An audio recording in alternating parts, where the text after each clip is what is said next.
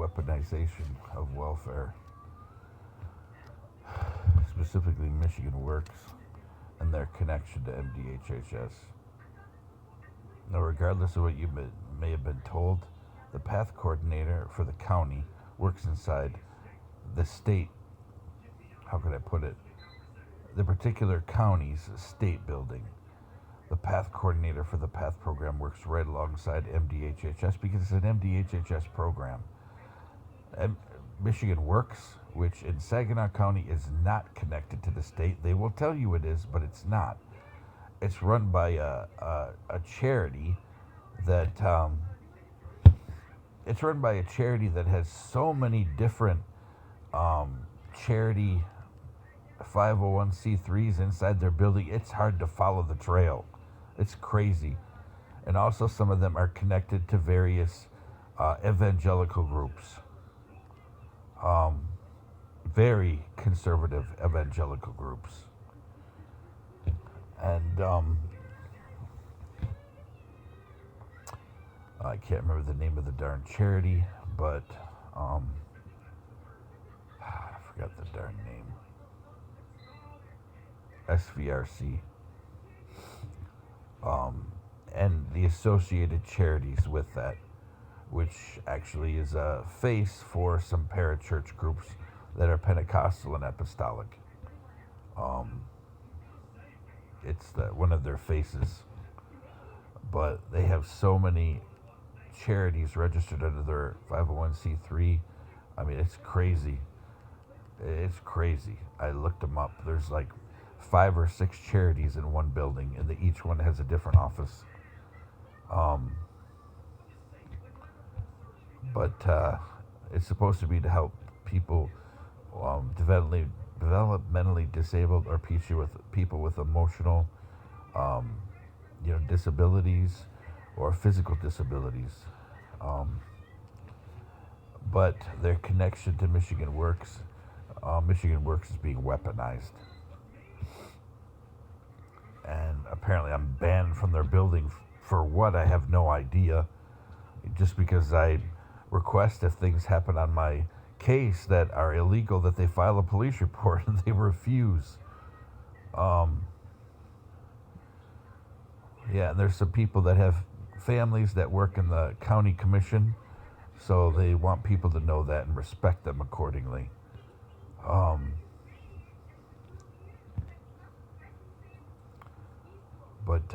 This is a corrupt county, people. Don't move here. Until they clean up their act, let this city bankrupt itself.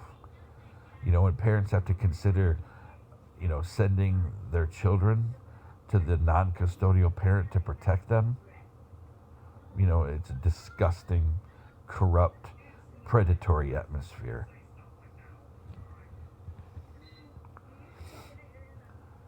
And when somebody obviously, has a lot of medical issues because they've been uploading everything, but they still force you to do 30 hours a week job search, despite, all the medical issues, nobody's going to hire you. Plus you're 53. Plus you have more advanced degrees than some of the professors that teach at the 2 colleges here. We should have never came here. Coming to this town has destroyed my life. Many people in this town have destroyed my life and my family. I'm going to break with my current attitude of this being for other people, because maybe in our mess that's happened to us, maybe somebody will find some similarities and it'll give them some ideas on how to fight back.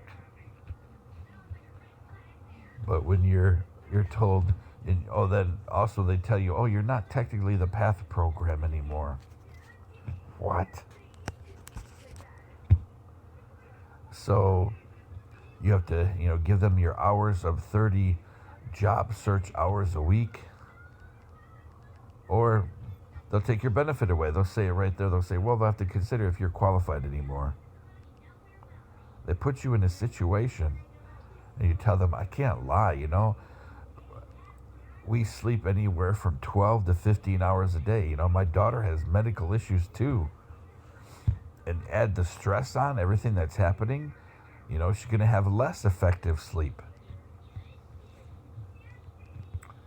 People with sleep apnea, it's recommended you sleep 12 hours a day. It's recommended because your sleep is not good. And, a bad night, well, CPAPs are not a great thing anyway. Honestly, I think a CPAP is a waste of money. I think a BiPAP is better because BiPAPs can function as a CPAP, which is low pressure, or a BiPAP, which is higher pressure. So why buy a CPAP?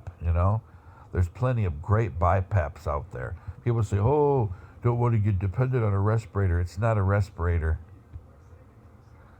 Until people can figure out a way to either minimize their sleep apnea or get rid of it, I think a BiPAP is a better way to go, a much better way to go. And BiPAPs actually have a lot of superiority. They have a lot of functions that CPAPs do not. They're extra, which means you have to buy a piece of something, buy a device, something, or like I said, or some kind of a piece of a device to attach. Meaning you have to buy an add-on or an upcharge item to do this, whereas in BiPAPs, it's automatically functional. It's already there. It's built in. I'm talking specifically about oxygen, a pulse ox monitor. In most BiPAPs, it's built right in. But in most CPAPs, it's an add-on. And, there's other things too. You can have, things that look, I think, heart rate. What else? There's all kinds of things that a BiPAP can do.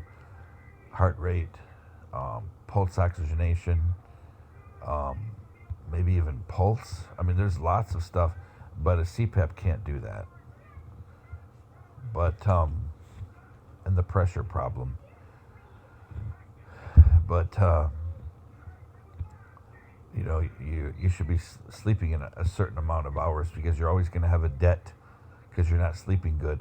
And if you've never worked off your debt, then you're still in a sleep deficit anyway. It's in terms of a sleep debt and sleep deficit. That's the hours that you are owing to catching up on the sleep you've lost, the rest your body needs. And the deficit is the cumulative. It follows you years. Sleep is a big deal. People try to diminish it.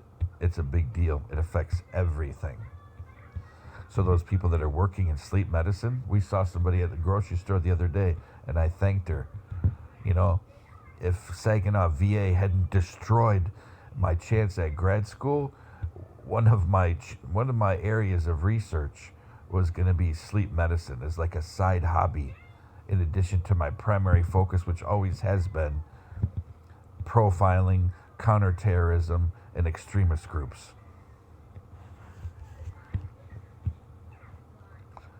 But anyway, so the state of Michigan or the local office of MDHHS, if you're pulled out of PATH and you're in the local office now,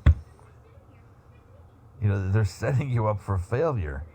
And you're even honest to them. You're like, between medical requirements and, things that are needed for my family and medical, care and medical appointments for my family and myself, I can't do this. 30 hours. Well, they said their hands are tied. They can't do anything about it. And then the amount they give you of time that you have these benefits, I think my family's being set up to fail.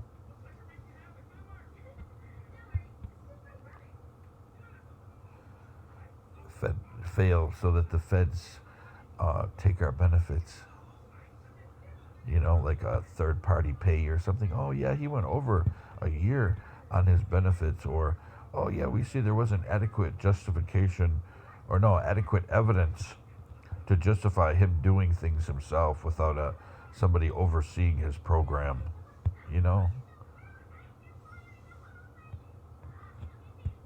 So they take your third-party payee. When you owe the federal government money, they do a third-party payee without any paperwork at all, and they take your passport. Don't come to Saginaw County, folks. This place will destroy your life. And your family won't get justice. Your children, watching their cartoons or doing their homework or sleeping peacefully in their beds, they won't get justice here.